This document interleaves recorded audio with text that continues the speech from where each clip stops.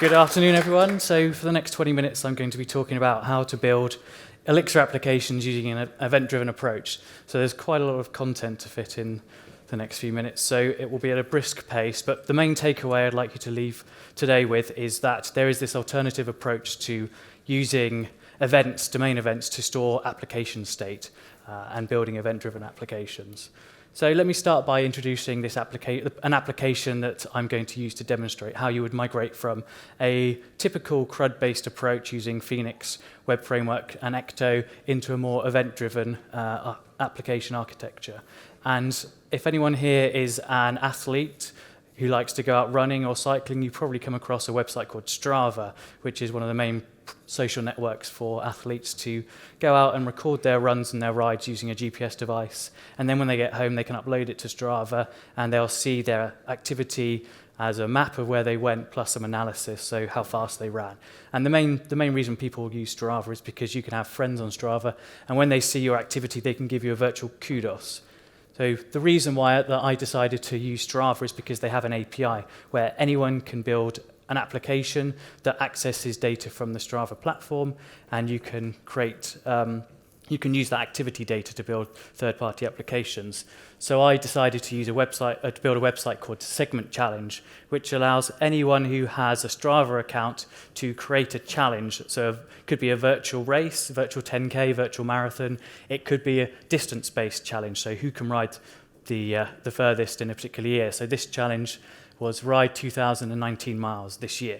And you can see I'm down in 6th place here when this screenshot was taken, and there's no chance that I'm going to make the 2,000 mile mark with half the year gone, and I've only done 94 miles. So anyone can create a challenge, and similarly, if you're a Strava user, you can click the button to join a challenge. You'll be redirected to Strava, and you will have to authenticate and allow Segment Challenge access to your data. And then once that's happened, every time you upload an activity from a ride or a run, Strava will send a webhook request to my website, Segment Challenge, and it will say an activity has been created or an activity has been deleted.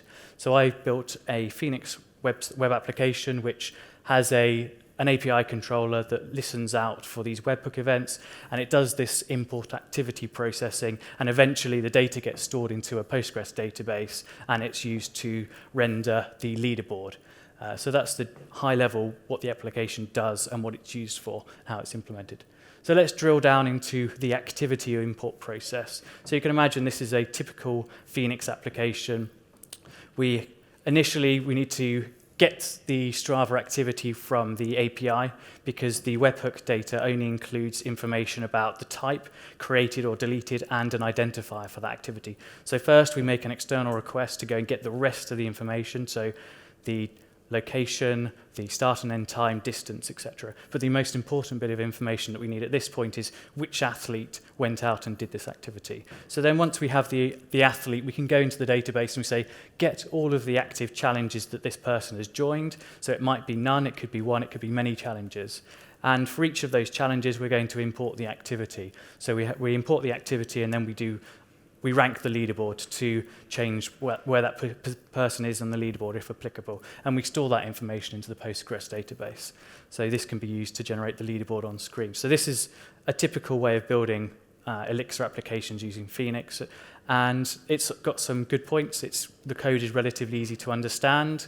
It's somewhat extensible, and it's quite straightforward. The downsides are that we've embedded our domain logic within data access. So to make this testable, we need to do some seeding of the database, and we need to do I/O in amongst our tests, which make it slightly harder to build the test for, and we need to use something like Ecto Sandbox. And additionally, we could have multiple concurrent webhook requests coming in from Strava, and we might be trying to update the same challenge within two different processes. So the dashed line here represents what happens within a single Elixir process. So this could be happening twice for two different webhook requests for the same challenge. And we might have the fact that we read the current leaderboard in both processes, modify it, and then try to save it, and we've got corrupt state now because the second change wasn't aware of the first. So to counteract that, we could use something like Ecto's optimistic lock-in, where every time you change the leaderboard, you increment a version number, and the second write would fail because the version's now out of date. So we can fix some of the deficiencies with the existing design. So the product manager of this application, which is me, decided that it would be really good if we added 2 new features. One is a lost place notification email. Every time you lose a position in the leaderboard, we're going to send out an email to say, sorry, you've just lost your place. How about you go out and record another activity? And secondly, we want to have this activity feed, so we can see for a particular challenge what's happening, who's going out and recording activities. So a naive way of implementing this would be we just take our existing code, this activity import, and we add on the 2 new behaviors. So we're recording the activity into the activity feed, and that goes into the database, and then we're sending this lost place notification. Now you might think that this is okay, we've extended the code, but one of the problems we have here is that the email provider can't enlist within the database transaction we're used to do the rest of the updates. So you can imagine that importing the activity, ranking the leaderboard, and doing the activity feed is all within a single database transaction, and we get the benefit of all succeed or nothing, which is good, but we can't enlist a third-party email provider within that database transaction. So to fix that, we need to use something like the outbox pattern, where we persist the email into a database table and have a second process watching that table and actually doing the email sending. So we get the benefit of that. But there's one additional requirement that I didn't mention earlier on. Every one of these webhook requests that comes from Strava has a 2-second timeout period. So we're doing a lot more work now within this single request, and we're potentially going to breach that 2-second timeout, especially if we have concurrent updates to the same challenge having to be retried. So we want to be able to do all of this and return back within a finite period of time. So one way we can potentially solve this is by using the publish-subscribe pattern, where we separate recording the activity from the things that are going to react to that happening and do the updates. So initially, within the webhook request, we're going to store the activity into the database, and then we're going to use Elixir's built-in registry module to publish that out to any interested subscribers. And once we've done that, we're done. That request is finished, so that process is done, and we can do that with quite low latency. And then we have 3 other processes which are listening for that message, and they can update the database, and they can do the email sending. So now we have loose coupling between these 3. They're running concurrently, they're isolated, they're fault tolerant. So if there's a failure to send the email, we haven't affected the activity feed, and similarly with the leaderboard, we don't impact each other's changes. But then we kind of lose the transactional integrity for that. So there's a separate problem there. And also, the Elixir registry is only limited to running on a single node, and it runs in memory. So if for whatever reason one of these processes isn't currently running, a message will get lost, which is a bad thing. So there's no message delivery guarantees, which if we wanted to implement, we'd have to implement some kind of third-party message queue or message bus, which guarantees delivery of messages. And one other more important problem with this approach is that we've separated saving the activity with publishing it. So if we persist the activity into a database and then that process crashes and we don't publish it, we've then lost all of the things that happen on the right-hand side of here won't happen, or they potentially lose those. So those are that's a significant problem with this approach. So what if we use this one small trick where instead of recording the activity and then publishing it, what if we use domain events as the source of truth of our application, where we store the fact that an activity has happened as a fact, and then we publish that out? So a quick delve into what a domain event is. So it's just a record of something that's happened in the past, and it's an immutable historical fact. So we're recording facts that are pertinent to our application, and the name of the event should be using the business language. And Titania mentioned earlier that this ubiquitous language is what we want to be using for our domain events. So things from segment challenge are challenge started, competitor joined, activity recorded, leaderboard ranked. Those would all be well-named domain events because they've happened in the past and they're in the language that anyone who knows the domain could understand them. So now we look at how we record events, domain events. So now the activity import process is we store this activity recorded domain event into an event store. An event store is just a data storage mechanism which is designed for storing events within streams. And that's its main purpose, to store an event in a stream and to read back a stream to get all of the events. So it's purpose-built for this particular data access pattern. And then once we've stored the event into the event store, it will provide a subscription mechanism which allows our independent, loosely coupled components to receive the event and process it as before. And one of the guarantees that the event store provides is that each of the subscriptions will receive the event at least once. And the way it does that is by using the acknowledgement, not acknowledgement pattern. So the event gets passed to, say, the leaderboard processing component. If it crashes whilst it's doing the leaderboard update, when it resumes its subscription to the event store, it will be passed the same event. And that will keep happening until it either acknowledges it or it not acknowledges it. And a not acknowledgement would be, we'll store that into some kind of dead letter queue or retry queue, which we can manually go in and try to fix the code and replay, or manually go and fix it while we allow the application to carry on running. So one other change that you may notice here is on the right-hand side, I've now got two separate databases called the read store. So the event store deals with writes, so we're recording domain events, and then we have a separate, at least one separate read store database.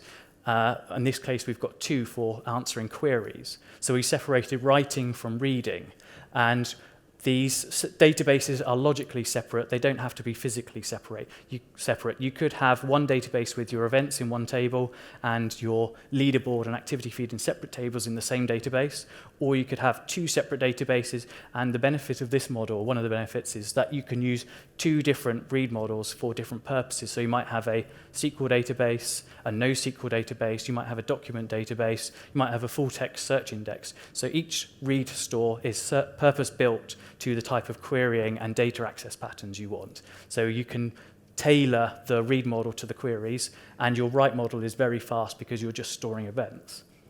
That's one of the benefits of using this approach. And also, with the publish-subscribe pattern, which we've now made fault-tolerant, we also get better testability because the inputs to each of these components is one or more domain events. So we're passing in domain events, and then we're testing that some side effect has happened. And we can also test our challenge can be tested using pure functions because the import, we're having a command come in, import activity, and the output is a domain event. The I/O is centered around the event store and the read store. We can test the components, our own code, with just using they're written with pure functions, so we can test them using pure functions, and they're very fast to test.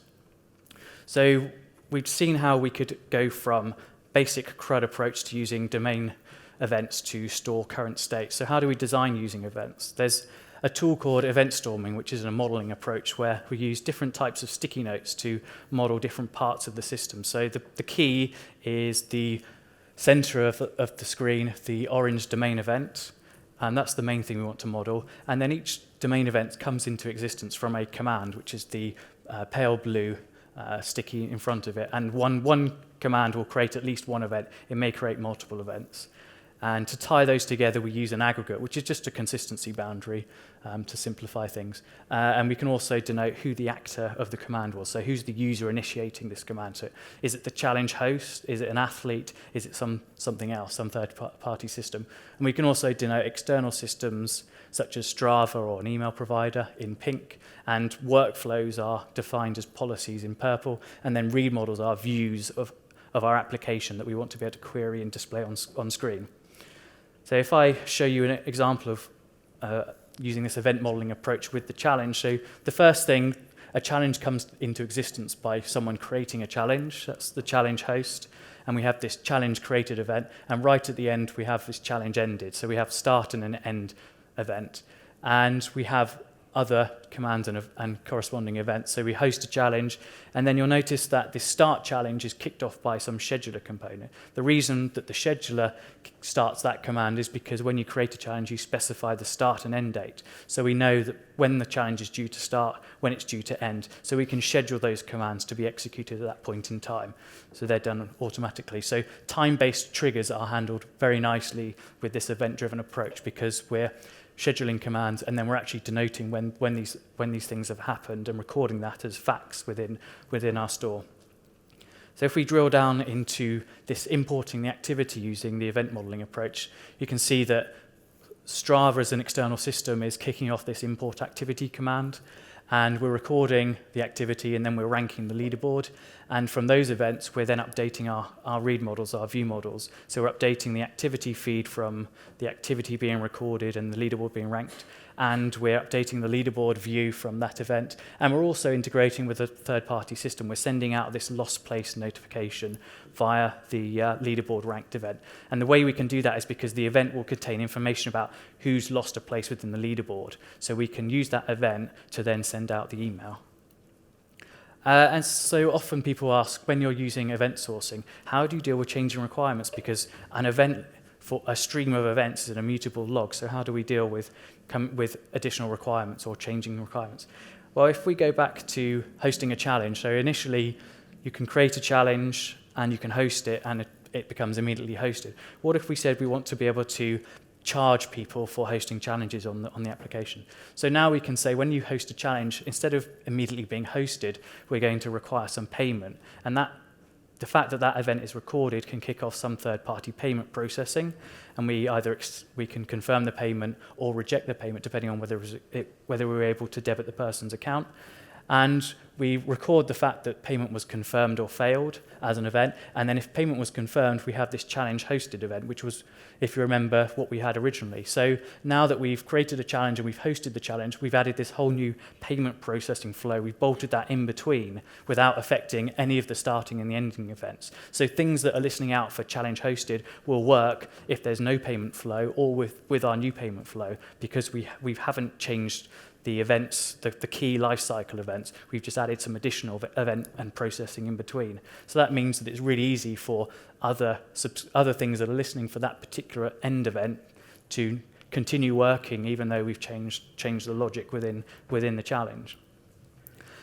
So now, how would we deal with external events? Well, one of the things we can do is every time Strava sends us this webhook ping, we can record that as an external event within our system. So there was the talk earlier on about not trying to break or not trying to go against what's happening in the real world. This is a good example of implementing that. Whenever Strava tells us an activity was created or deleted, we'll record that as a fact within our system. So we're not trying to interpret it, we're just recording it as something that happened. And we could have a separate stream for Strava events. And then we have this process in the middle, this challenge competitor process. And the reason we need that is because if you remember right back at the beginning, when we import an activity, we need to know for this particular activity in Strava, which athlete it's associated with and which challenges they're a member of. So we need to do some processing in the middle to know that we want to import an activity or remove an activity corresponding to which challenges they've joined and are currently active. So how do we work out how do we do that mapping? How do we know who to assign this activity with?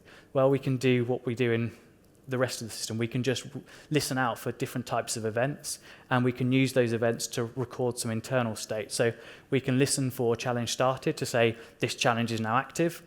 We listen for competitor joined and left challenge, so we know for this challenge, this person has joined, now they've left. So we can have a list of challenges and all of their active competitors, and then when a challenge is ended, we can say that that challenge is no longer applicable. Once we have that state built up as a map, if you like, we can then say for every time an activity gets created by Strava, we can look into our local state and we say, right, that means that this athlete has joined these two challenges, I need to then import the activity into both of those challenges. So now we have this reactive process where everything is reacting to events, and we don't have the kind of declarative imperative code that we originally had, where it was kind of do this, do this, do this. We just have a process in the middle which is reacting to different events being created. And then what happens if Strava decides to cut off access to your application and you need to extend with third-party providers? Well, you can use a similar approach. Say we want to integrate with Garmin or Fitbit, we'll build our integration code.